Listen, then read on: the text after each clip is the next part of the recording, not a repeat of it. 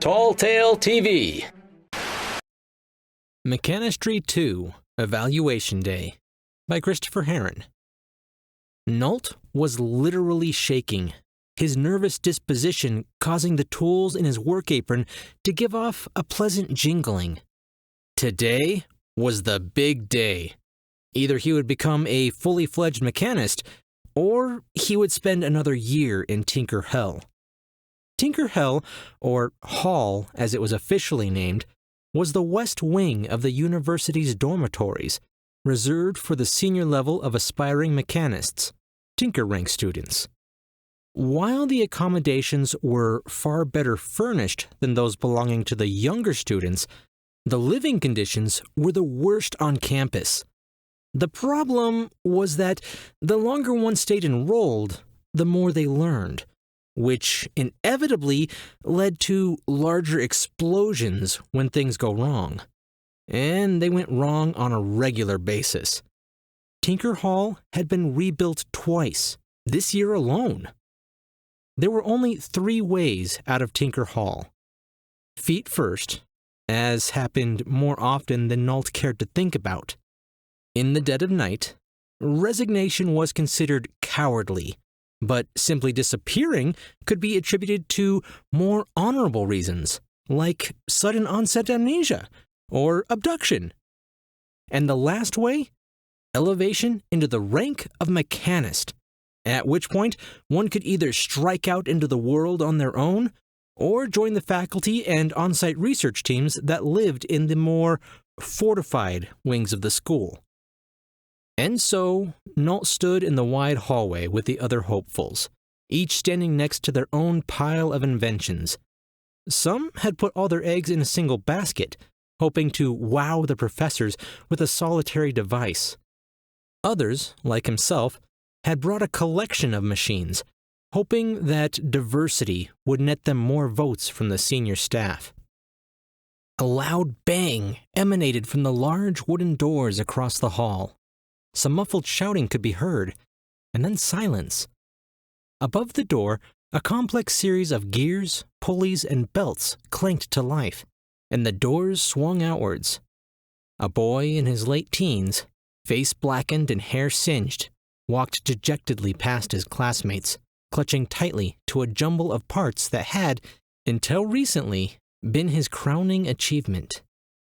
Number 47! The voice, while frail, carried a sense of undeniable command. Nault looked at the scrap of paper he had been provided, the number 47 scrawled in loopy handwriting across it. He took a deep breath, steadying his nerves, and carried his pile of devices into the classroom.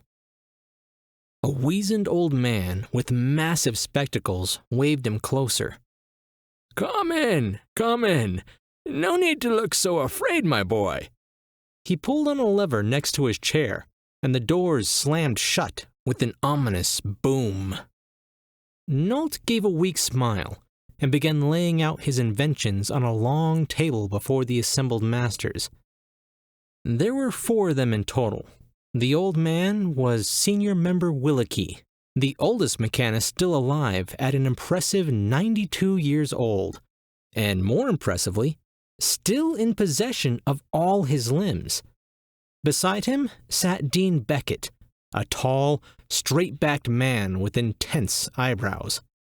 To the right were Professor Lydia Cadwell, head of Artificial Produce Research, and, of course, Master Stokes, under whom Nault had been forcibly apprenticed for most of his academic life.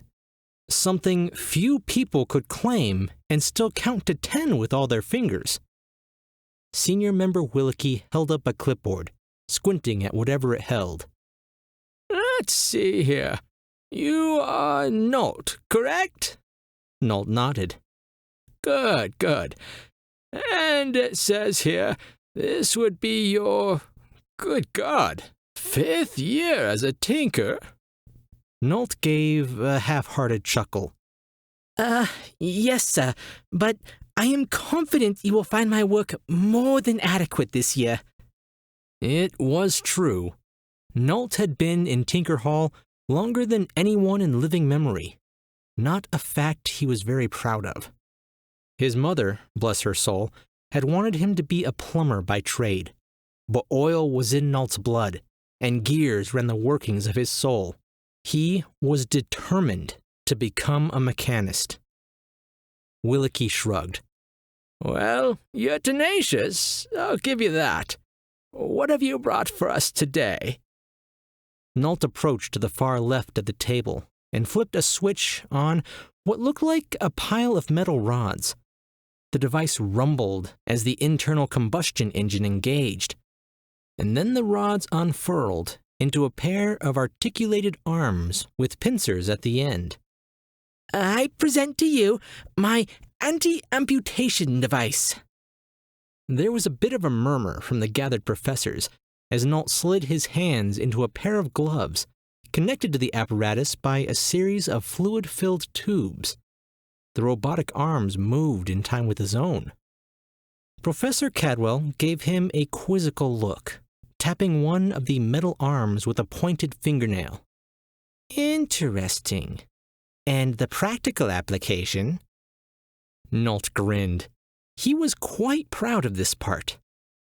Well, Madam Professor, students are often less than successful when designing new devices, and frequently the mere act of turning one on puts the student in close proximity to the, damage radius.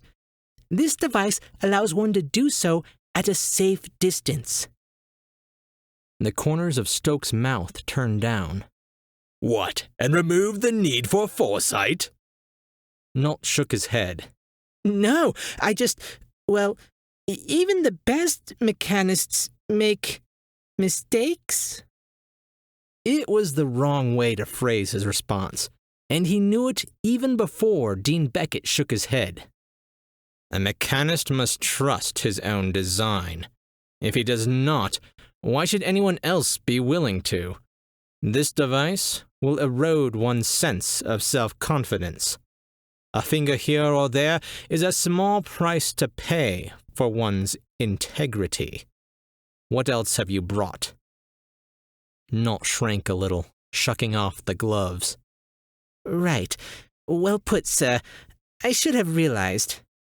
He had realized, of course, but then again, he valued all 10 of his digits more than the average mechanist. Next, I have this. He held up a small metal cylinder with a pin near the top. Stokes' eyes went wide as he snatched the shiny object from Nault's outstretched hands. My word, lad, are you experimenting with explosives? You could burn the school down. Besides, someone already invented the grenade. Nault shook his head. No, sir. I am well aware of your patents, and make no move to improve on them. This is an anti-explosion grenade. Senior member Williki pulled another lever, and the seat of his chair extended forward like an accordion, granting him a better view. Anti-what? Anti-explosion grenade. Nault reached into his apron of tools and removed a small gas torch. He retrieved one of the classroom's small braziers, setting it on a nearby table and piling some charcoal into the basin before setting it alight. It's for small fires and impending critical failures. Master Stokes, would you, care to do the honors? Nault gestured to the flame and took several large steps back. Master Stokes shrugged, pulled the pin, and threw the contraption at the table Nault had gestured to. The cylinder exploded with a small pop, white powder billowing out in a sizable cloud, covering a 20-foot area. As it settled, the fire died. Nault waved at the dust-covered table with a flourish. It's filled with a flame-retardant compound, zero toxicity, instant deployment, and, The teachers were busy dusting white powder from their robes, their expressions unamused. Nault walked back up to the table. Right. Next, then? Senior member Wilkie buffed his glasses with a polka dot hanky. I think that might be best. Nolt held aloft a metal hat, like those used by the city watch. I give you the hard hat. Nolt carefully placed it on his head, buckling the chin strap. Professor Cadwell gave him a sympathetic, yet somehow patronizing look. I do believe they already have those.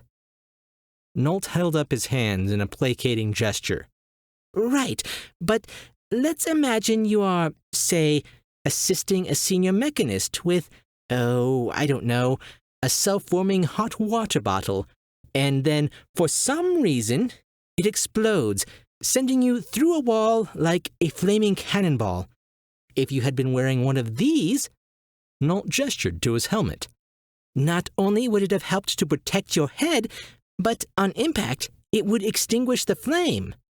Nolt demonstrated by striking the helmet with a small mallet. An internal bladder ruptured, dousing him with water. Stokes scoffed. Bit of a stretch there. How often do you expect to be in a situation like that? Nolt removed the helmet from his sopping wet hair. That exact scenario happened last week. Stokes raised an eyebrow. You were there. Still nothing. I was in the infirmary for 3 days. Stokes scratched at his chin. Let's say that did happen. What are the chances of that exact scenario happening again? The way I see it, you're in the clear. Seems a bit useless at this point. Don't you agree? Dean Beckett nodded in agreement. Seems a bit too proactive to be of much use. What else have you designed? Nolt slumped and lifted a small metal canister from the table. It had a single button, which he depressed. A small slit opened on the curved side, and a long strip of white cloth began to shoot forth like a party streamer. Nolt gave it an almost sarcastic gesture with his free hand. My Autodoc bandage dispenser for rapid deployment of clean linen in the event of injury. Senior member Wilkie sat back in his seat. You seem a bit paranoid, my boy. Nolt almost laughed. Each of these items are based on real-life situations. Stokes put a heavy hand on Nolt's shoulder. What he means, lad, is that mechanistry is about seeing what you can make happen, not preventing it. So we might get a little singed now and then, and occasionally we lose a finger or two. But if we spent all our time worrying about little things like that, we wouldn't be pushing the technological boundaries of the world. I mean, take your final device, for instance. He picked up what looked like a desk lamp. I'm assuming this is what? An anti-laceration ray or some such? Nolt quirked a brow. No, sir. It's a desk lamp. It was there when I came in. Stokes set it back down with an exasperated sigh. Mr. Nobbs. Not, sir. If you want to make it in the world of mechanistry, you will need to learn how to think with your gut, not your brain. Nolt gave a dejected nod before gathering up his inventions. Thank you, sir. With the grinding of gears, the double doors opened, and Nolt shuffled out. Senior member Wilkie shouted, Number 48! A boy clutching what looked like a pair of steam-powered dress shoes slid past him, and as the doors boomed closed, Nolt shook his head. Maybe it wasn't too late to become a plumber. Hey guys, I wrote this piece to commemorate Tall Tale TV's 1-year anniversary. I decided to go back to where it all began, my first episode, Mechanistry. I had always meant to turn that concept into a novel, but got sidetracked with, narrating stories rather than writing them. I honestly cannot believe it's been a year already. This project has been so much fun, it feels like I just started a few months ago. To all my fans and to all the authors I've met along the way, thank you. You guys have been amazing. So here's to all the years and all the stories to come. I'm Chris Herron, and that's it for the first year of Tall Tale TV.